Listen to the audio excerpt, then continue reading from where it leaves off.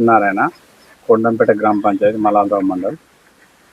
నేను చెప్పేది ఏంటిదంటే, ఫస్ట్ ప్రజాపాలన అని కాంగ్రెస్ గవర్నమెంట్ అధికారంలోకి వచ్చిన తర్వాత ప్రజాపాలన పేరుతోటి ఇందిరమ్మ లబ్ధిదారులకు ఇందులో సెలక్షన్ విషయంలో ఇందిరమ్మ కమిటీ వేయడం జరిగింది. ఇందిరమ్మ కమిటీ నిర్ణయం మేరకు నా పేరు A1గా 100% జెన్యున్గా సెలెక్ట్ చేయడం జరిగింది. సెలెక్ట్ చేసిన ఇందిరమ్మ కమిటీ చేసిన దాన్ని కొంత కాలక్రమాన కొండంపేటలో ఎలక్షన్ జరిగినాయి, గ్రామ పంచాయతీ సర్పంచ్ ఎలక్షన్ జరిగినాయి. అందులో గ్రామ సర్పంచి సరైన రావు అనేటైనకు నాకు ఎలక్షన్ జరిగింది. అయితే జరిగిన తర్వాత కాలక్రమేణా ఒక నెల రోజుల తర్వాత నా పేరును మళ్ళా సర్పంచ్ గారు, సర్పంచ్తో సహకరించిన మండల అధికారులు కావచ్చు, గ్రామ అధికారులు కావచ్చు, అలా ఎవరు అనేది తెలియదు, అందరూ కుమ్మక్కై నా పేరును ఉద్దేశపూర్వకంగా తొలగించి నన్ను కించపరుస్తూ నా ప్లేస్లో ఇంకొకరికి వాళ్ళ లబ్ధి కోసం, వాళ్ళ రాజకీయ లబ్ధి కోసము వాళ్ళు ఇంకొకరి పేరును చేర్చడం జరిగింది.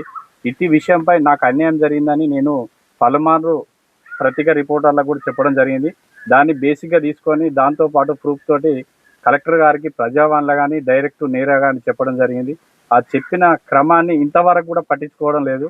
ఇది ఏం జరుగుతుందనేది మాకు అర్థం కాక మేము మళ్ళీ ప్రజావాణిలో పెట్టి గ్రేవియస్ కూడా తీసుకున్నాం. గ్రేవియస్ తీసుకున్నాక కూడా ఆయన ఎంపీడీఓ గారికి రిఫర్ చేయడం జరిగింది. ఎంపీడీఓ గారు దాని మీద నిర్లక్ష్యం వహించుకుంటూ దొరపాలనకు, గ్రామ పంచాయతీలో జరిగే దొరల పాలనకు, అగ్రవర్ణాలకు కొమ్ము కాస్తూ నాపై ఎలాంటి విచారణ చేపట్టకుండా ఆయన నిర్లక్ష్యం చేస్తూ ఉన్నాడు. నన్ను కించపరుస్తూ ఉండను, ఎస్సీ అనే పేరుతోటి నన్ను కించపరచడం కూడా జరుగుతూ ఉన్నది.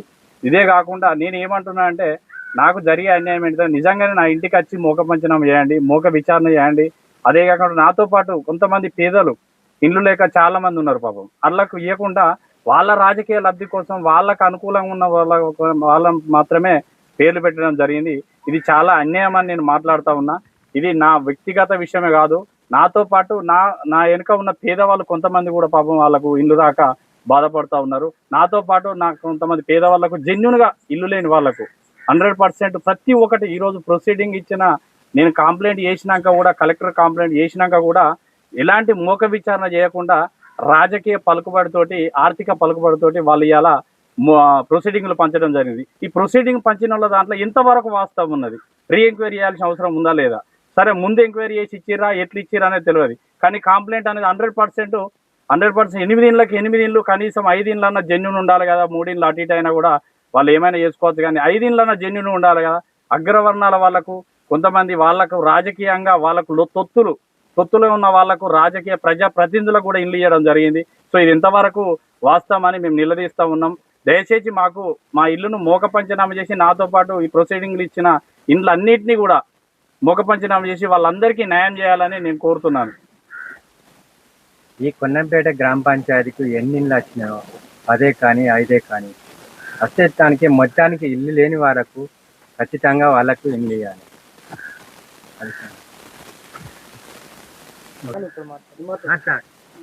మాకు ఇల్లు లేదు, ఇల్లు కూలిపోయినాయి కాదు. మేము వ్యర్థం అంతా మా ఇంట్లో పడతాంది.